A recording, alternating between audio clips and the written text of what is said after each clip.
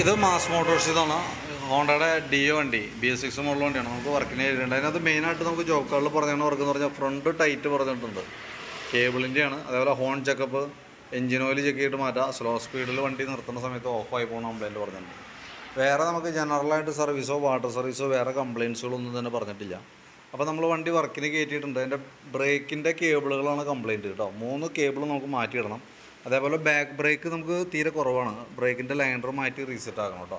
Back ബ്രേക്കിൻ്റെ liner മാറണം, ബാക്കിലേക്ക് തന്നെ ബ്രേക്ക് കേബിളും ഫ്രണ്ടിൽ വീലുമേക്ക് പോകുന്ന 2 ബ്രേക്ക് കേബിളും മാറ്റിയിടണം, എന്നാലാണ് ആ ബ്രേക്ക് ക്ലിയർ ആവുള്ളൂ.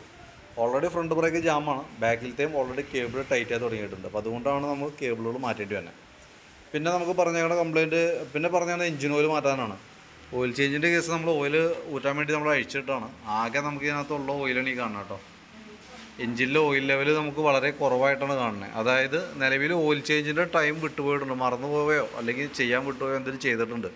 എന്താ സംഭവം എന്ന് വെച്ചാൽ ഓയിൽ നമുക്ക് ഇത്രയും ഓയിൽ കണ്ടാൽ പോരാ ശരിക്കും. കാര്യം ഈ BS6 മോഡൽ 600 മില്ലി ഓയിലാണ് വരുള്ളൂ. പക്ഷേ എന്നാൽ പോലും ഇത്രയും ഓയിൽ കണ്ടാൽ പോരാ. അപ്പോൾ നിലവിൽ നമ്മൾ ഓയിൽ മാറ്റുന്നുണ്ട്. അതിന് ശേഷം അപ്പോൾ നമ്മൾ ഇപ്പോൾ ഓയിൽ ലെവൽ ഇപ്പോൾ നിലവിൽ കാണിച്ചത് ഇത്ര കുറവ് കാണിച്ചത് കൊണ്ട് തന്നെ നമ്മളൊന്ന് അലർട്ടാവണം. കാരണം ശ്രദ്ധിക്കണം. കാരണം എന്ന് വെച്ചാൽ ഒരു മാസമൊക്കെ കഴിഞ്ഞ് കഴിയുമ്പോൾ വണ്ടി കയറ്റിയിട്ട് ഓയിൽ ലെവൽ വീണ്ടും നിങ്ങൾ ചെക്ക് ചെയ്യണം. അത് നിർബന്ധമായിട്ടും ചെക്ക് ചെയ്യണം. കാരണം അതല്ലാന്നുണ്ടെങ്കിൽ ഓയിൽ ലെവൽ കുറഞ്ഞ് ഓടുന്ന കംപ്ലയിൻറ്റ് വണ്ടിക്ക് വന്നിട്ടുണ്ടെങ്കിൽ ഉറപ്പായിട്ടും എഞ്ചിൻ കംപ്ലയിൻറ്റിലേക്ക് പോകും. അത് പ്രത്യേകം ശ്രദ്ധിക്കുക. നല്ല രീതിയിൽ നല്ലൊരു എമൗണ്ട് നമ്മുടെ കയ്യിൽ നിന്ന് പോകുന്ന കേസാണ്. അപ്പോൾ അത് ഗൗരവത്തിലെടുക്കുക, ആ രീതിയിൽ തന്നെ ശ്രദ്ധിക്കുക. അപ്പോൾ എഞ്ചിൻ ഓയിൽ ഇപ്പോൾ നമ്മൾ മാറ്റുന്നുണ്ട്. ഒരു മാസം അല്ലെങ്കിൽ 1000 കിലോമീറ്റർ ഏതാണോ ആദ്യം തന്നെ. ഇപ്പോൾ നല്ല ഓട്ടമുള്ള വണ്ടിയിൽ ഒരു 1000 കിലോമീറ്ററൊക്കെ പെട്ടെന്നാവും. അപ്പോൾ 1000 കിലോമീറ്ററാണെങ്കിൽ ആ കിലോമീറ്ററിൽ നമ്മൾ കയറ്റിയിട്ട് ഓയിൽ നിർബന്ധമായിട്ട് ചെക്ക് ചെയ്യണം.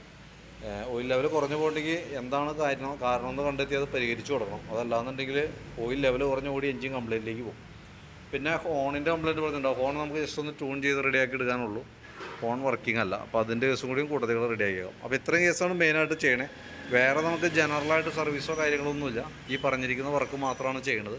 അതിൻ്റെ ഒരു എസ്റ്റിമേറ്റ് ഞാൻ വാട്സാപ്പിനകത്തേക്ക് ഇട്ടേക്കാം കേട്ടോ. ആ വണ്ടി വർക്ക് നാളത്തേക്ക് കംപ്ലീറ്റ് ആവണം. കംപ്ലീറ്റ് ആയി കഴിയുമ്പോൾ കോൺടാക്ട് ചെയ്തോളാം. ഓക്കെ.